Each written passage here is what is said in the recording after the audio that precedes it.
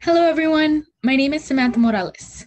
I am a junior at the University of Texas at El Paso, and this is my final project presentation for my African American Studies class, Theorizing Race and Ethnicity, taught by Dr. Rodney Tuwanda Chibekwa. And its title, Periods, Patriarchy, and Prejudice. And this is a focus on menstrual cycles in Africa.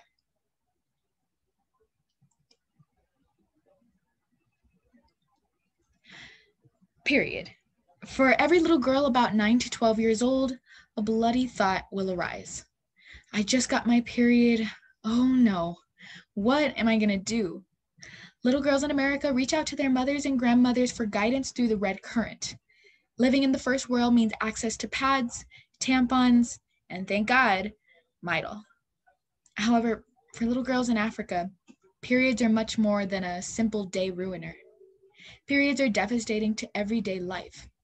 And this presentation analyzes the plague of menstruation in third world Africa, the causes of such a problem, and what you can do to help.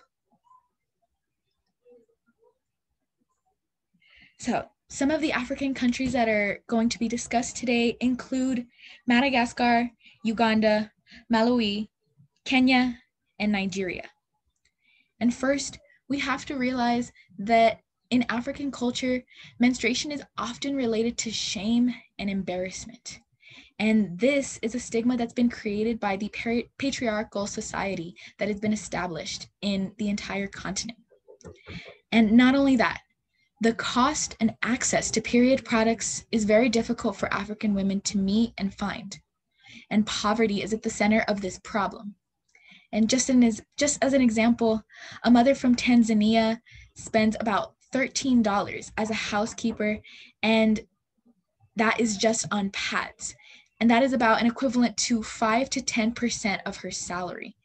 And that is actually equivalent to an average American woman spending over $100 on one package of pads.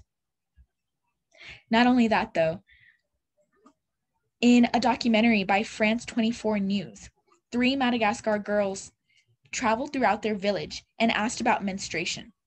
And it was clear that periods are talked about in such a taboo way, and it's considered a dirty topic, and even associated with religion, thinking that God doesn't appreciate dirty concepts, and periods are often seen as such. And we see such discussions and taboo understandings of periods in many other cultures as well, including first world countries. But 1 in 10 African schoolgirls misses school due to her period, and after eventually falling behind, they manage to drop out after some time. And this has a much bigger problem than just an individual woman having to not go to school anymore. Instead, this problem actually affects the entire society. Because when a girl misses out on an opportunity to prosper in their education, they manage to not be able to contribute financially to society either. So this is a problem that everybody should see and address, especially in third world countries. But now we move on to theorizing intersectionality. And intersectionality is essentially facing multiple oppressions, usually gender, class, and race. And today we'll specifically talk about class colonization. So, Nigerian professor and sociologist Oyerunki Oyewumi and her analysis in her award-winning book, The Invention of Women, Making an African Sense of the Western Gender Discourse. And she quotes, "One major thesis that emerged from this effort is that African women suffered a double colonization, one formed from European domination and the other from indigenous tradition imposed by African men." So like I said in a previous slide, periods are often seen as a dirty concept. And traditional thinking surrounding menstruation in Africa is often shamed and discouraged. And women face the shame of their cycles, overbearing patriarchal power, and poverty and classism. But next, we look to Rose M. Brewer, a professor and sociologist of African American studies at the University of Minnesota in the United States.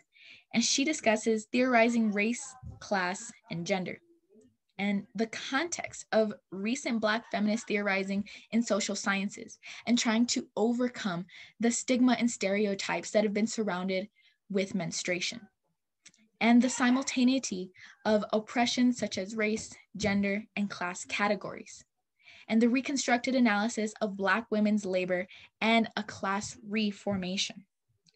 And from these two sociologists, we can better understand the struggle and hardship of being a Black African woman in a male-dominated world, and how male perceptions of the woman's body and lived experience, the Black woman's ontology, has a major impact not only on individual families and individual women themselves, but on society as a whole.